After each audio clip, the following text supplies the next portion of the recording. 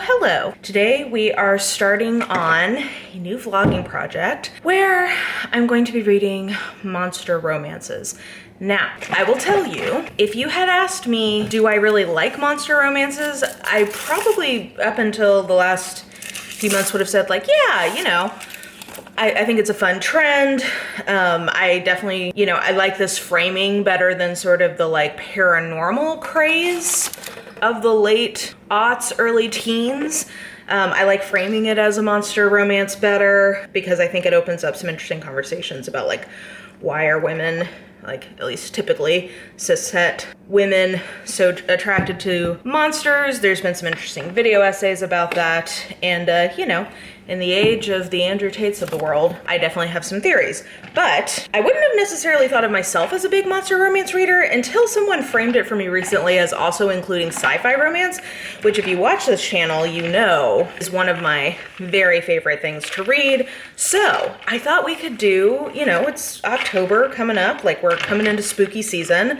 There's a lot of like horror stuff happening. So I have some of that on my TBR, but I thought I could balance it out with some monster smut. So we're going to be just reading a bunch of monster romances, both fantasy and sci-fi. I guess like fantasy, sci-fi, paranormal will all be included in the scope of what we're reading. And we're just basically gonna go through a bunch of ones that I have on my Kindle Unlimited wish list, ones that I've seen blowing up on TikTok, etc. So how are we gonna rate these? Okay, let's do 4 categories. First of all, I will rate them on how monstrous they are. So I would put like Cthulhu at a 5, a werewolf or a vampire at a 1, and an ice planet barbarian alien at a 3. Like, that's the scale we're gonna work with. Then let's have a scale for how much their non-humanness comes into the equation whenever they go to Pound Town. So like a werewolf, unless they're actually in their were form, I would give like a 1 because usually they're just like a normal, boring human when they get it on. Whereas, you know, if we go back to Cthulhu and if the tentacles come into play, that's more like a 4 or a 5. So that'll be our second scale. And then let's just do like a smash or pass. Like, would I bring this monster home from the bar with me and blow his mind? And then let's call it love it or list it for if I would be in a relationship with this monster. Because some of them I would smash, but I would list it in terms of actually dating them. So I don't know, I just thought this might be kind of a fun change of pace in spooky season. So let's see what kind of weird monstrous things we can experience in a Kindle Unlimited romance. I should also say, I'm not going to refer to these as guilty pleasures because I don't feel guilty about this. If, like, the world is literally, climate change is destroying the planet as we know it. You know, we've got the alt-right bullshit on the rise that is, you know, potentially going to destroy our future. I don't know. Like, the world, I'm saying that if anything brings you pleasure that is consensual and legal, I have no guilt about that for myself or for anyone else. So join me in my monstrous adventure. All right, so we have our first book complete, and that is Quinn and the Queller by Honey Phillips, which is in a long-running sci-fi romance series that I enjoy on Kindle Unlimited called Alien Abductions. And as the series title suggests, basically it's a series about Earth women who are alien abducted. I will say that this is a subgenre that I very much enjoy within sci-fi romance, but only the version where we don't see any on-page abuse, because the reasons that they are abducted are usually pretty nefarious. So just a general content warning for this subgenre if you're looking to get into it, that sort of the threat of SA and enslavement looms over all of these kinds of books. But this is a good example of what I personally like in the genre, which is it is a horrible situation at first, or like a horrible scenario. But our heroine, in this case Quinn, is rescued by a very caretaking alpha type of monster. In this case, a Sing alien named Dar. His fighting name is the Queller because often there's like the women are abducted to be prizes in a gladiator fight. This raises a whole question of like how subgenres form or how like sub-tropes form. But anyway, very common trope is that it's like a gladiator and his prize. So he has taken like this vow of celibacy, but she's gonna tempt him on that, and you know, happiness ensues from there. Okay, so on our scale, in terms of monstrousness, I'm gonna give, you know, I feel like it's a 3. I feel like it's pretty similar to the Ice Planet Barbarians, if that's our benchmark. He appears to be some kind of like maybe lizard or snake alien. He's got like black scales, a crest. He's got like spines, like razor spines on his arms, and I'm getting some kind of lizard slash snake vibe. Otherwise, pretty normal human anatomy though, it seems like he has a human mouth, etc. So I'll give him a 3. On use of his monstrousness when they go to Pound Town, I was writing at a 3 because so again, another subtrope within alien romances is that often the males do not have a visible eggplants, but they have like this hidden pouch where the eggplant lives, and then they like extrude it. So he had that, which is not totally atypical for alien romance, but he also has tendrils on it that can be used to massage. I'm trying to not get demonetized here. I just realized that's going to be a challenge throughout this video. So I was like, okay, that's a little, you know, a little bit more. And then to impregnate someone, he has to like build up the stuff and like lay it in her a la an egg. That was, so for that reason I'm giving him a 4. On Smash or Pass, I mean, he seems to be a very considerate partner, a very considerate lover, so yeah, I mean, I'd smash. Love him or list him? I think I would love him. He's very protective and very like caretaker alpha, which is a trope I like. I would list it on us having biological children together for the reason I just gave about how he impregnates her. Love him for a lifetime, list him for a biological parent to my children. So that's first one down. Overall, I'd give it like 3.5 stars. I really like Honey Phillips. I feel like she's, you know, solid go-to. And this one is like well written, well thought out. It's a good example of what she does. Okay, book number 2 is done, and it was The Dragon's Bride by Katie Robert. Now, I am pleased to report that this is probably the best outing I've had with this author so far. Everybody really loves Katie Robert, and I've struggled to connect with her writing. I don't know, there's just always been a certain je ne sais quoi that is not connecting with me. But The Dragon's Bride I've seen very hyped, especially in terms of sort of like fantasy romance or monster romance or whatever. So I wanted to give it a try, and I actually really enjoyed it. It's the one from her that I have definitely liked the best so far of what I've read. So the setup is basically that there's this demon, Aziel, who is bringing humans into this realm, but the humans seem to know about this other realm. So it's not like, oh my god, there's magic. And you can make like a contract with him and he'll do something for you. But the contract that he's doing for this series is that he has 5 different human women who are contracting with 5 different rulers in this realm to be their brides for 7 years and have their babies. And the first book is about the titular dragon and the woman that he has as his marriage of convenience bride.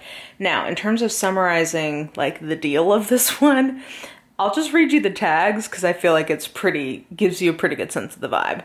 Tags are Demon Bargains, I Only Watch Once Upon a Time for Scaly Lizard Man, Beauty and the Beast retelling, Soft Monsters, 2 Peens, Size Difference, Falling for the Monster Husband You Never Wanted, Forced Proximity, If You Sexy Run, I Will Sexy Chase You, Breeding, You're Too Big, Mating Frenzy, Sorry Not Sorry, I accidentally on purpose ripped off your birth control pendant. I feel like that gives you a pretty good sense of the book. I will give you content warning. The reason why our heroine is making this contract, is that her human husband, was violently abusing her. Like, that's how the beginning of the story starts. And, you know, he's viciously murdered for doing that, and that is what she gets for her bargain. So, just a little content warning there. But Okay, so that's kind of the book. I did like it. I'd give it probably like 3.5 stars. I still struggle a little bit with her writing, but I was more into this one, and I would keep reading in the series. Monstrous-wise, I'm gonna put him... Oh no. We've got a cat sniffing the candle. That's not a good recipe. Monstrous-wise, I'm gonna put it at a 3-star because he's a dragon, which I feel like is kind of a step up from like a were or a vampire kind of deal. But I feel like, you know, he's humanoid. They've historically been mating with humans. That's the whole reason he wants her there. So, you know, he has some human in his past. He's a dragon man, so 3. I'm gonna give him... I'm gonna give him a 4 on the using his monstrousness for sexy times because of the aforementioned two-peen situation. Yeah, that's interesting. Also, he has a prehensile tail. 4 verging on 5. Yeah, somewhere in there. Love it or list it. I would definitely love him. He's like kind of a cinnamon roll, even though he's, you know, a dragon. In terms of smash or pass, though, I'm gonna go with pass because the two-peen situation is just a bridge too far for me. I don't know. Maybe if only one of them was in play for the smash, but 2 is just too much. So yeah, I think this was a success. This particular one felt like a success because I've wanted to I like Katie Robert on social media and I've wanted to like one of her books, and I feel like this is the first time I solidly enjoyed one. So success. Sorry, I feel like the lighting is weird, but you know, it is what it is, I guess, because it's nighttime. Okay, just finished Deceived by the Gargoyles by, I think, Lillian Lark. Yeah, okay, so I'd heard mixed things about this one. It has been a big title on TikTok and on romance Twitter in the last year, so yeah, I was intrigued to give it a try. A new author for me. I think I had mixed experience with it because I can definitely see why people like this book. It's very sex positive, which is probably one of my favorite things about it. Setup is point of view character. Well, actually, all the people have point of views in this, but our main character is Grace, and she is a witch from like a prestigious witch family, and they just want her to marry like another witch dude and make witch babies. But they don't really care about her. So she really wants to have like a family of her own apart from that group because they don't care about her. So she goes to a matchmaker and she gets matched with a gargoyle who is holding back the fact that he is actually already in a mated relationship with 2 other gargoyle men, but he wants to bring her into their mating. It wouldn't be a triad at that point, it would be a quad. And so it's called Deceived by the Gargoyles because like he's not being honest with his existing mates. And so like if you have problems with like, you know, deception in open relationships, that is something to be aware of. But I felt like the line was well walked between, you know, enough of a violation there to cause some narrative tension, but not so much that it felt like unforgivable. So I think that was an interesting plot. I like the idea of a gargoyle. I just felt like the book was a little too long, basically, was my problem with it. For this kind of book, I just think it should be shorter. So I felt like it was too long, and there was something in the banter that wasn't fully for me. I don't know. I would definitely read more from this author, but I would say that there's something a little off in the kind of authorial voice for me, but intrigued, would still read, just not like loving. And I think this also made me realize part of why I struggle with romances that have like poly situations is that it's honestly the exact same issue I have with dual timelines, which is inevitably I'm more interested in one timeline than another. And in this case, I am more, well, and what happens, I guess, in these kind of like poly setups is that I like one of the pairing within the relationship network the best. And in this one, I clearly was like, well, I just like Broderick. Come on, Grace, just get with Broderick. Anyway, so Good, probably like 3 stars, between 3.5, somewhere in there, like a B plus for me. Monstrousness for the gargoyles, I'm gonna say 3 for monstrousness. Like they have glamour, so they can blend in as human, which I think makes them a little less, monstrous. But they had wings, they had tails, they had claws, gray skin, that whole thing. For sexiness, I'm gonna also say 3. There's nodding in this one, so that's a thing, and they also use their tail, but nothing like too out of the realm of normal within within the context of a monster romance. Love it or list it. I guess I'm gonna have to say I'd list them because I'm just not into a poly relationship, so that wouldn't be for me. And then I would also pass, just because, as mentioned with the Dragon Bride, I just am not. More than one peen at a time is just too much for me personally. So I liked their romance, I liked their relationship, but anyway. Alrighty, I finished another one. Finished Her Alien Bully by Michelle Mills. So this is a sci-fi romance series that she has been running, I think, for like the last 1.5 years or so.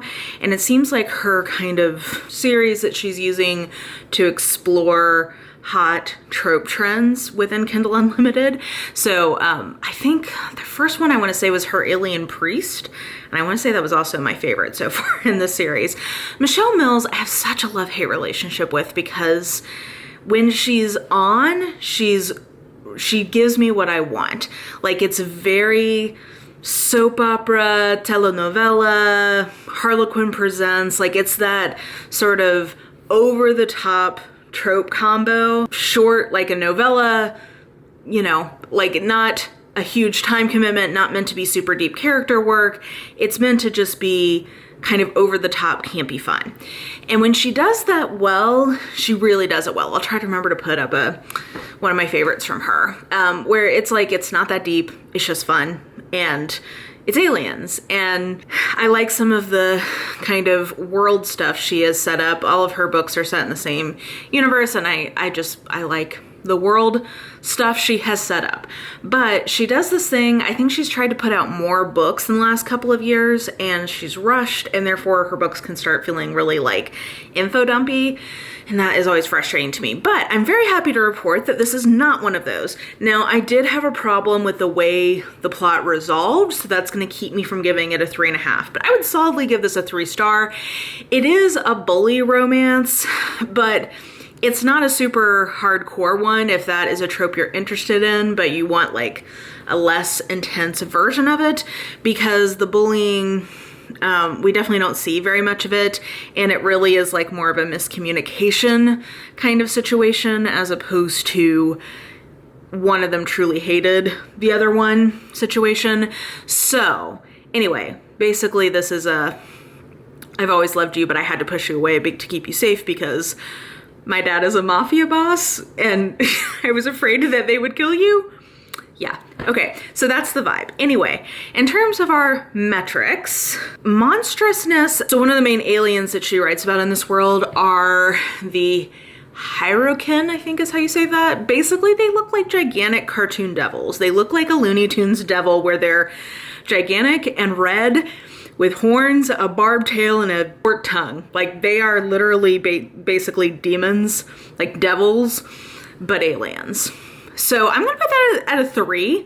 Like, that's more than you would get from your typical paranormal, but it's not the wildest we've seen. In terms of how he was using his monstrousness in the bedroom, I'm gonna give this a 1. I mean, I guess you could technically say the forked tongue comes into play a little bit, but honestly, a human guy could get his tongue forked and you'd have the same sitch. So I'm gonna say that this was very like a werewolf in his human form going to Pound Town on you. Like, it's not really that different. So I say, as someone with a lot of experience with werewolf banging in my real life. So I'm gonna give that a 1. Smash or pass? I mean, smash. They seem like, they're very intense, focused lovers, this species. They're very possessive, and yeah, he seems like he'd be fun. They were both virgins, so he'd been saving it all up just for her. So that was kind of fun. And then love it or list it. Yeah, I love him. I mean, he's a rich billionaire tech bro demon alien, and that seems kind of fun. And they're very, this in her world setup, they're like, you know, they mate for life, all that stuff. Seems like he'd be pretty sweet guy to be married to. Sure, why not? So yeah, smash, love him, but not the most monstrous of what we have experienced on our journey so far. Okay, we've got another book down. I'm gonna enjoy some Starbucks while we talk. Okay, so I read A Soul to Keep by Opal Rain. And the reason I read this was because I've seen it all over TikTok. I feel like it's been a really hyped one. I think this, mostly this year. I feel like it's a 22 release. Okay, I'm very conflicted about it because it is really cool in terms of the idea of it.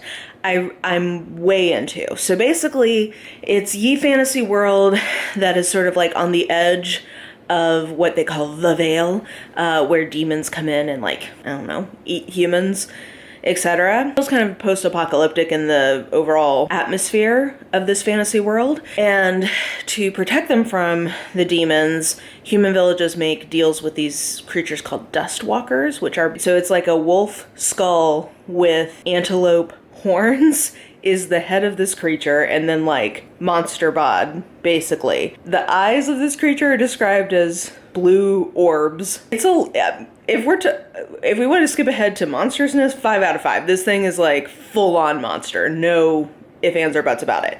So basically, Orpheus, who is our dust walker, he is super lonely, and so he gets these sacrifices of human brides every 10 years, and they don't want to be with him, and they never stay, and yeah, he's lonely.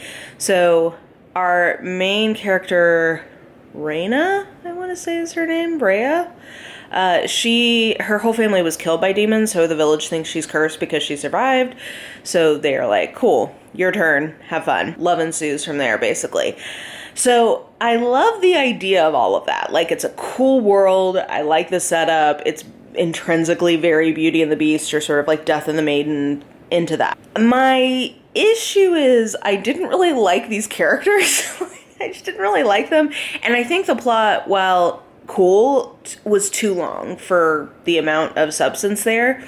So I'm torn because I'm like, I really like the idea of this, but the execution, the writing is good, but the execution in terms of like character development, or like me liking the characters and caring about them, and the plot, I think, was a little off. So I think it's like 3 stars for that reason, but very cool premise, and would recommend people give a try if they're looking for something a little bit different. In terms of our ratings, like I said, 5 out of 5 on the monster, like full on monster here. I'm also gonna give 5 out of 5 on the monstrousness coming into the sexy times, because there are actual tentacles in this one.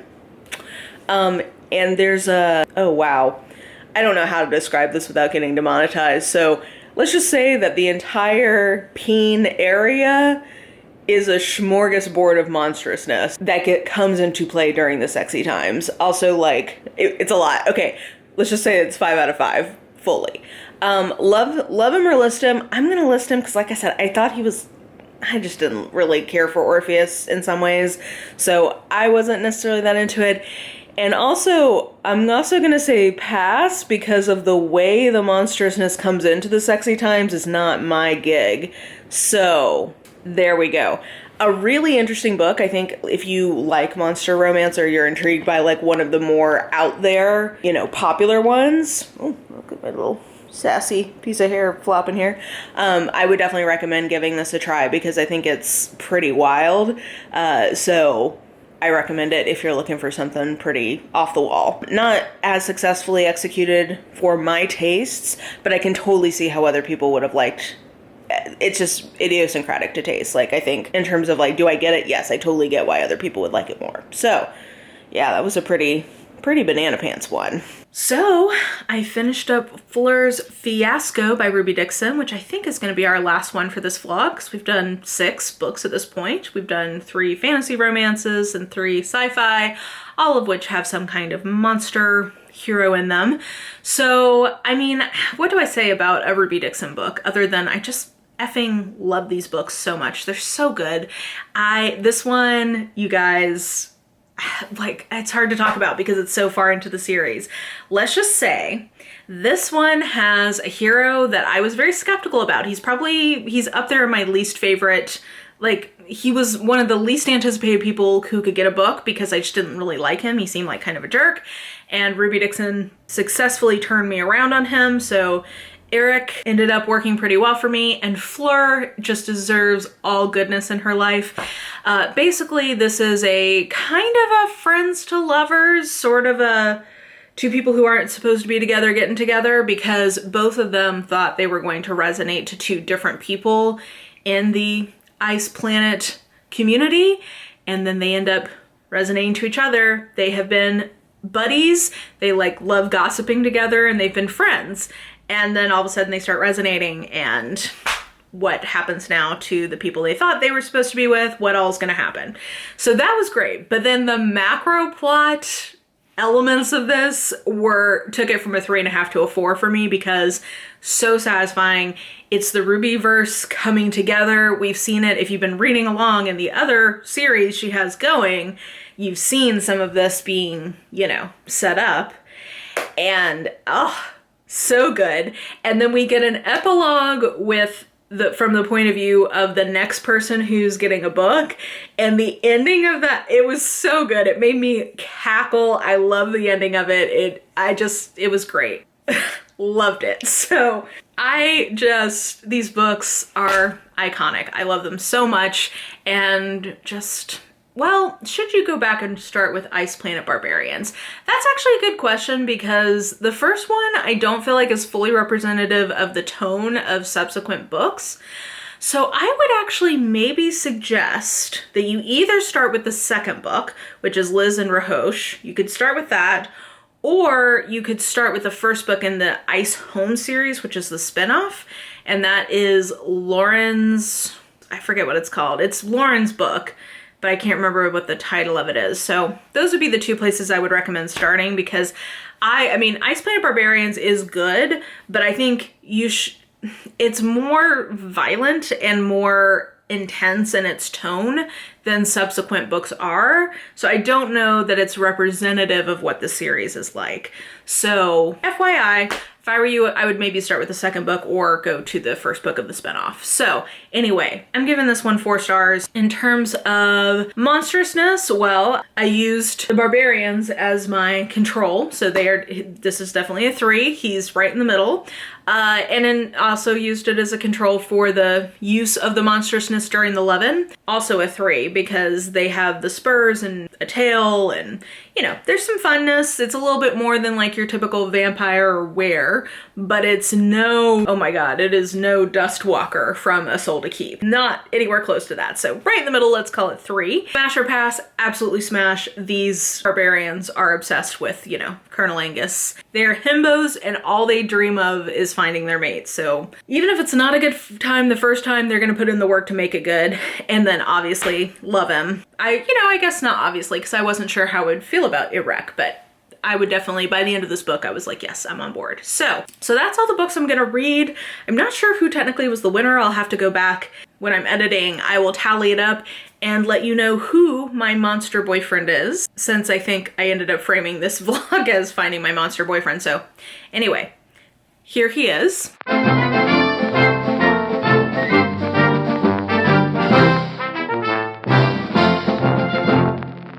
Congratulations to me. And yeah, I hope you guys enjoyed a little bit of a monster romance vlog from me.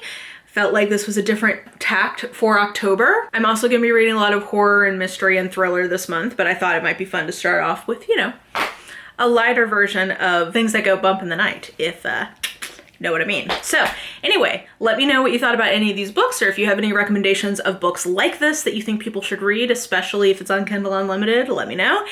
And yeah, I think that will do it for this video. So if you enjoyed it, please like, subscribe, follow me on the social medias if you are so inclined. I have all that information listed in the description box below, and I think that will do it. I hope you're having an absolutely lovely day today, and I will just talk to you soon. Bye!